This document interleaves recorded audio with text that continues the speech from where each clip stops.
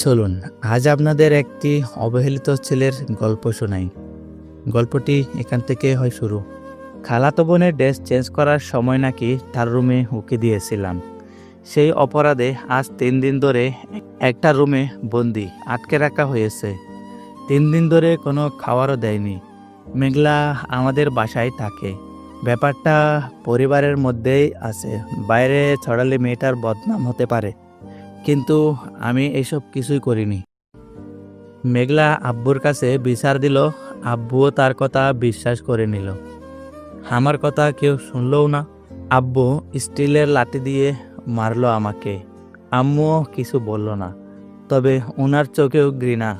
মাও বিশ্বাস করে নিয়েছে আমি এই কাজটা করেছি। ছাদের অন্ধকার ঘরটাতে হাত বেঁধে 3 দিন ধরে না খেয়ে থাকায় শরীরটা ভেঙে পড়েছে। মাথা ব্যথা আর গ্যাস্ট্রিক তো আছেই। মেঘলার কথা মনে পড়তেই লজ্জা লাগতেছে। মেয়েটা সামান্য একটা ভুলের জন্য এত বড় মিথ্যা বলল আব্বুর কাছে। আমি পাগল হয়ে গেছি প্রায়। ড্রাগস নেই না 3 দিন হলো। আপনারা ভাবছেন আমার আব্বু আম্মুই বা কেমন, তারা এমন ছিলেন না, কিন্তু তারাও বাধ্য হয়েছে এমন হওয়ার। 2 বছর আগে ইন্টার পরীক্ষায় ফেল করার পর থেকে তারা এমন হয়ে গেছে। অবশ্যই ফেল করার কারণ ছিল নুসরাত। বুঝতে তো পারছেন কেন। সে চলে যাওয়ার পর নিজেকে ধরে রাখতে পারিনি আমি। এতটাই আসক্ত ছিলাম যে তাকে বলতে আমার ড্রাগস নেওয়ার প্রয়োজন হলো। তারপর থেকেই আব্বু আম্মু কেউ আমাকে ভালোবাসে না, আর মেঘলা সাথে তো কখনোই পড়ে না আমার। কোনো একটা ভুল পেলে সে আমাকে শাস্তি দিয়ে যাবে, ছোটোখাটো হলেও। এবারের শাস্তিটা কিন্তু একটু বেশি বড় হয়ে গেল। আব্বু যখন আমাকে মারছিল তখন আমি তার দিকে তাকাইছিলাম। তার মুখে স্পষ্ট হাসি দেখতে পেয়ে আমি আর তাকাইনি, চোখ নামিয়ে নেই। মার সহ্য করছি। প্রত্যেকটা মার চোখ থেকে রক্তখান্না বের করে এনেছে। বারবার বলেও কাজ হয়নি। আমি মাদকাসক্ত, করতেও পারি, আর মেঘলা ভুল বলবে না এটা তার ধারণা নয়, বিশ্বাস। যে সময়টা আমার পরিবারের সাপোর্ট দরকার, সে সময় তারা আমাকে বন্ধ রুমে আটকে রেখেছে। দম বন্ধ হয়ে আসছে সত্যি, তৃষ্ণায় গলা শুকিয়ে গেছে। এক ফোঁটা পানিও নেই ঘরে। অবশ্য বৃষ্টি হলে একটু পানি পাওয়া যেত। উপরের ছাদ একটু ফোঁটা আছে, ওখান দিয়ে পানি পড়ে। আজ চতুর্থ দিন, কেউ একবার দেখতেও আসলো না আমাকে। বাড়ির কুকুরটাকেও যদি না দেখতে পাই তারা খোঁজ নেয়। আর আমি তো আস্ত একটা মানুষ, যদিও তারা এখন আর আমাকে মানুষ ভাবে না। তাই হয়তো এভাবে আরো কয়টা দিন কেটে গেছে জানি না। কারণ যখন আমার জ্ঞান ফিরল তখন দেখি আমি নিজের রুমে শুয়ে আছি। প্রচণ্ড ক্লান্ত লাগছে, নিজের শরীরটাই আলগাতে পারছি না। শরীরের প্রতিটা অংশ ব্যথায় জর্জরিত। কিছুক্ষণ পর দেখলাম মেঘলা আমার রুমে এলো। আমার চোখ খোলা দেখে মেঘলা ব্যঙ্গ করে হাসলো। মেঘলা বলল, কিরে বেঁচে আছিস? আমরা তো মনে করছিলাম মরে গেছিস। মেঘলার কথাটা শুনে চোখ বেয়ে পানি পড়তে লাগলো। এবারের মানুষজন আমায় এত ঘৃণা করে। কোনো পশুও যদি অসুস্থ হয় তাকেও তো ডাক্তার দেখানো হয়, আর আমাকে? তারা হয়তো আমার মৃত্যু কামনা করেছিল। আমি মেঘলাকে কোনো মতো বললাম, খুব ক্ষুধা পেয়েছে, একটু খেতে দিবি? আমার কথা শুনে মেঘলা বলল, দেখি জোটা কিছু আছে কিনা। মেঘলার কথাটা শুনে বুকের ভেতরটা মুচড়ে উঠল। আমি আজ এত অবহেলিত, সবই নুসরাতের জন্য। একটু পর মেঘলা একটা প্লেটে করে কিছু ভাত, সাথে আলু ভর্তা আর ডাল দিয়ে গেল। ক্ষুধার তাড়নায় দেখার সময় ছিল না কেমন ছিল খাবারগুলো। তবে খাবারগুলো কেমন জানি টকটক লাগছিল। এভাবেই চলছে আমার দিন। একদিন রাতে খাবার খেতে বসছি, এমন সময় আব্বু এলো রুমে। আব্বু বলল, প্লিজ রাফি, তুই আমাদের মুক্ত কর। তোর কারণে এলাকায় যে সম্মান ছিল তা তো অনেক আগেই চলে গেছে। এবার অন্তত ঘরের শান্তিটুকুও কেড়ে নিস না। রাতে ঘুমানোর সময় বাবার কথাটা চিন্তা করতে লাগলাম। আসলে আমি তো শেষ হলাম নুসরাতের জন্য, সাথে বাবা মায়ের সম্মানও শেষ করে দিলাম। এবার তাদের মুক্ত করে দিব। যেখানে নুসরাত আমায় ছেড়ে অন্যের সাথে খুব ভালোভাবে সংসার করছে, সেখানে আমি উল্টো। বাড়িতে কাউকে আমার মুখ দেখাবো না, কিন্তু যাবই বা আর কোথায়? যেখানে যাই, তবে আমি আমি আমার এই জীবনের 2 বছরের গল্পটা পাল্টাতে চাই। রাতে আব্বু আম্মুর জন্য একটা চিরকুট লিখলাম, বাবা আর আম্মু, আজ থেকে তোমরা মুক্ত। তোমাদের অবাধ্য ছেলে কোলাঙ্গারের মুখটা আর দেখতে হবে না। জানি না আজ থেকে আমার কোথায় স্থান হবে, তবে মৃত্যুর পরেও আমার লাশ তোমাদের সামনে আসবে না, এই প্রমিস করছি। জন্মের পর থেকে কতই না জ্বালিয়েছি তোমাদেরকে, তবে আম্মু, তোমার দুধের ঋণ ছাড়া বাকি সব ঋণ শোধ করে দিব যদি বেঁচে থাকি। মেঘলার জন্য একটা চিরকুট লিখে আসলাম। মেঘলা, আসলে তুই না থাকলে আমি জানতেও পারতাম না আমি কতটা নিচু স্থানে বসবাস করতাম এ বাড়িতে। আর হ্যাঁ, আজ থেকে এই নেশাখোরটাকে আর দেখতে হবে না তোকে। ভালো থাকিস, আর আব্বু আম্মুকে একটু দেখে রাখিস। বাড়ি থেকে বের হয়ে আসলাম, কিন্তু যাবোটা কোথায়? এখন যাওয়ার মতো বন্ধু বান্ধব বা আত্মীয় স্বজনও তো নেই। সে ভোর থেকে হাঁটা শুরু করলাম। সন্ধ্যার দিকে প্রচুর ক্ষুধা লাগছিল। হাতে একটা ঘড়ি ছিল নুসরাতের দেওয়া। ভাবলাম এটা বিক্রি করে হলেও কিছু খেয়ে নি, কিন্তু নুসরাতের ওই স্মৃতিটা কিছুতে হারাতে চাচ্ছিলাম না। তাই তাই আর কিছু না খেয়ে বসে রইলাম। সন্ধ্যা ঘনিয়ে আসছে ক্রমশ, আর এদিকে ক্ষুধাও বাড়ছে পাল্লা দিয়ে তার সাথে। তাই আর একটু হেঁটে মসজিদের অজুখানাতে গিয়ে পানি খেয়ে নিলাম। রাত গভীর হওয়ার সাথে সাথে ভয় হচ্ছে, আমার আশ্রয় কি হবে রাতের? 1টার দিকে একটা বাড়ির গেট খোলা দেখা যায়। আমি ভাবলাম রাতটা ওখানে কাটিয়ে দেই। সকালে ঘুম ভাঙল এক মহিলার ডাকে, এই ছেলে, এখানে ঘুমিয়ে আছো যে? তুমি কে, আর এখানেই বা ঘুমাচ্ছিলে কেন? আমি লাফিয়ে উঠে বললাম, আন্টি, আমার পরিচয় দেওয়ার মতো কিছু নেই। রাত অনেক হয়ে গিয়েছিল, আর থাকার জায়গা ছিল না। পেটে অনেক ক্ষুধা থাকায় এখানে ঘুমিয়ে পড়েছিলাম। Sorry aunty. এ বলে আমি হাঁটা শুরু করলাম। তখন পেছন থেকে ডাক আসলো আবার, এই ছেলে শোনো। আমি বললাম, জি আন্টি বলুন। তোমায় দেখতে তো অনেক দুর্বল দেখা যায়, রাতে খেয়েছো কিছু? আমি বললাম, না আন্টি, কোনো এক জায়গা থেকে পানি খেয়ে নিব। আন্টি বলল, পানি খেলে কি আর ক্ষুধা যায়? চলো আমার সাথে খেয়ে নিবে। আমি বললাম, আন্টি, রাতের অন্ধকারে আপনার বাড়িতে থেকেছি, সেজন্য আমায় কথা শোনাননি, এটাতে আমি কৃতজ্ঞ। আন্টি বলল, এই বেশি কথা না বলে চলো খেয়ে নিবে। পেটের ক্ষুধার কাছে শেষ পর্যন্ত আমাকে হার মানতে হলো। আর কিছু না বলে ওনার পিছু পিছু বাসার ভেতরে ঢুকলাম। ভেতরটা বেশ সুন্দর। একটু পর আমায় খেতে দিল আন্টি। ক্ষুধা অনেক টাকায় প্লেটে সব খাবার খেয়ে আন্টির দিকে তাকালাম। আন্টি বলল, বসো, আমি আর নিয়ে আসছি। খাবার খাওয়ার পর আন্টি বললেন, বাবা, তুমি এখন কোথায় যাবে? আমি বললাম, আন্টি, জানি না কোথায় যাব। আন্টি বলল, তুমি কি কাজ করতে পারবা?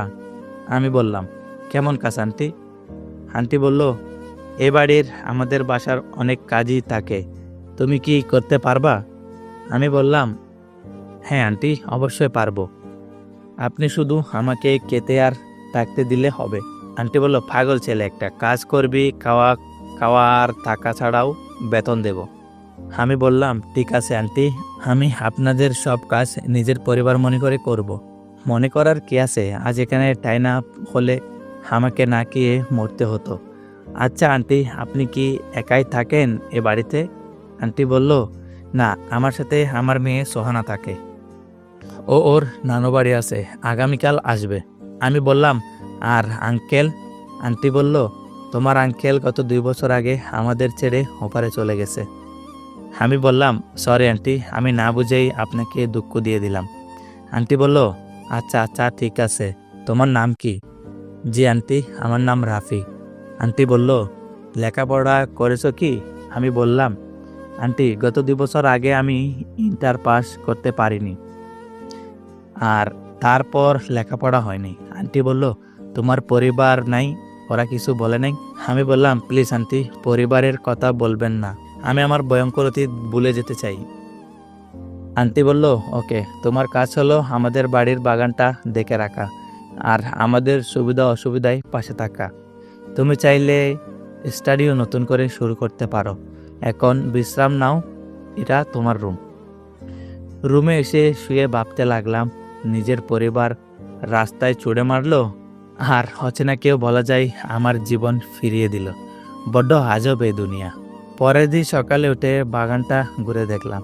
একটা গোলাপ খুবই ভালো লাগলো। গোলাপটা ছিঁড়ে নিলাম। যে ছিঁড়লাম ঠিক তখনই পেছন থেকে একটা মেয়ের গলার শব্দ শুনতে পেলাম।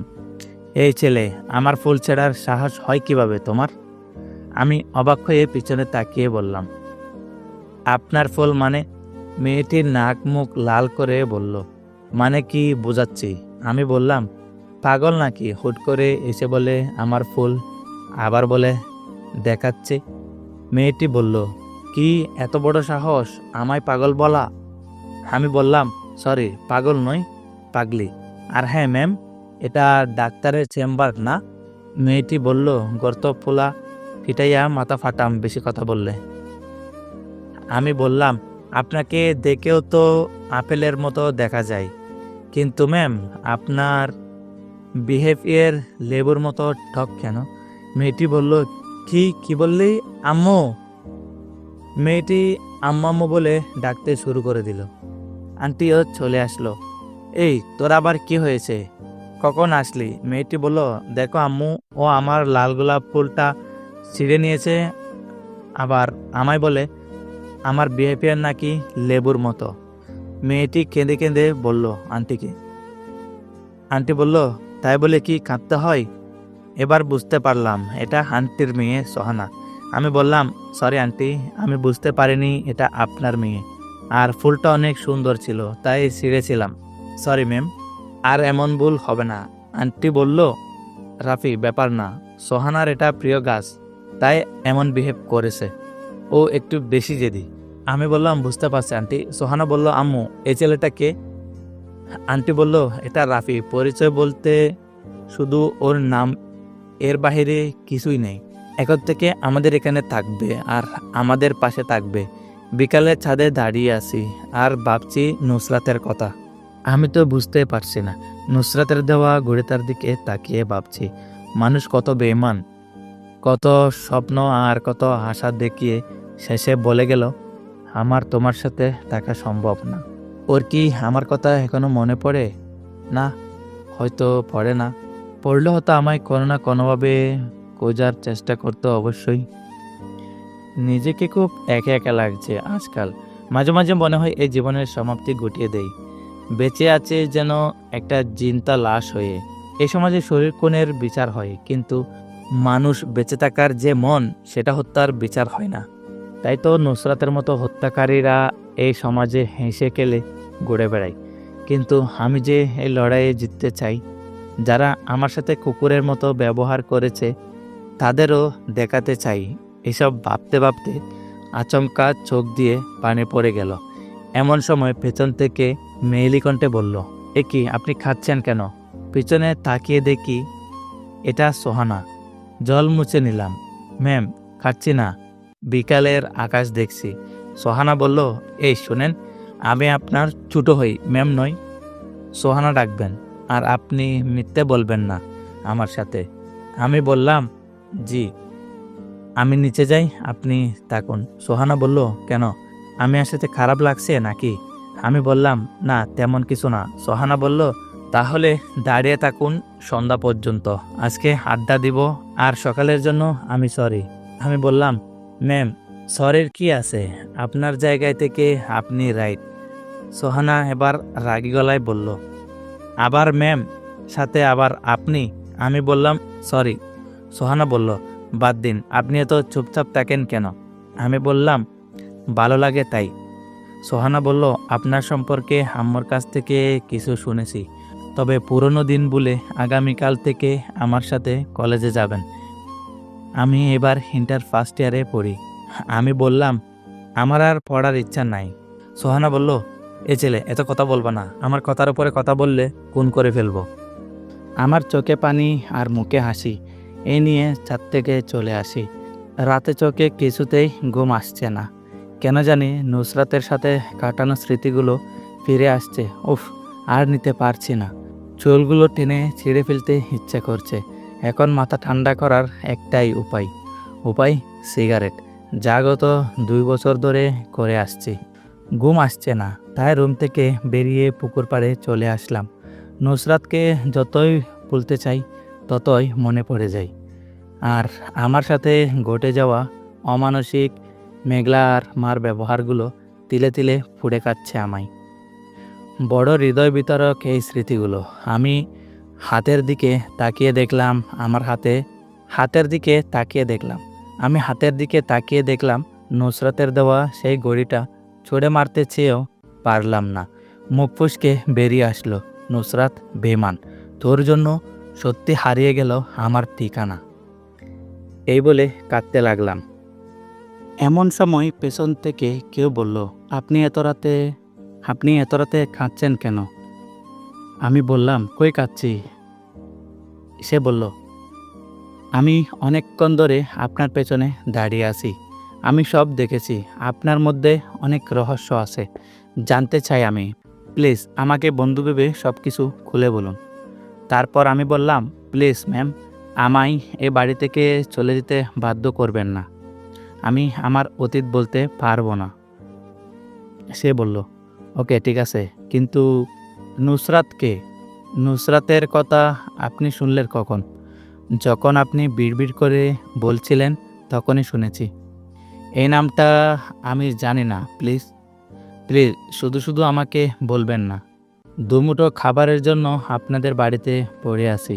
পরের দিন খাওয়ার সময় সোহানা বলল, আম্মু, রাফি আগামীকাল থেকে আমার সাথে কলেজে যাবে। আন্টি বলল, সেটা রাফি ভালো জানে। তখন আমি বললাম, না মানে আন্টি, আমি বলছিলাম কি? সোহানা বলল, তোমার কিছু বলতে হবে না, চুপ থাকো। পরের দিন সকালে ঘুম ভাঙল সোহানার ডাকে। সোহানা এসে বলল, এই যে মিস্টার রাফি, তাড়াতাড়ি ঘুম থেকে উঠুন। তখন আমি বললাম, আর একটু ঘুমিয়ে নেই। তারপর সোহানা বলল, তোমার বউ পেয়েছ নাকি যে একটু পরপর এসে ডেকে দিয়ে যাব? তারপর আমি ঘুম থেকে উঠে ফ্রেশ হতে চলে গেলাম। সকালে নাস্তার পর সোহানা জিজ্ঞাসা করলো, তুমি কি রেডি? আমি বললাম, না মানে আজ না গেলে হয় না। তখন সোহানা রাগে নাক লাল করে বলল, এই ছেলে বেশি কথা বললে গলা চেপে মেরে ফেলবো। তারপর আমি বললাম, জি আমি রেডি।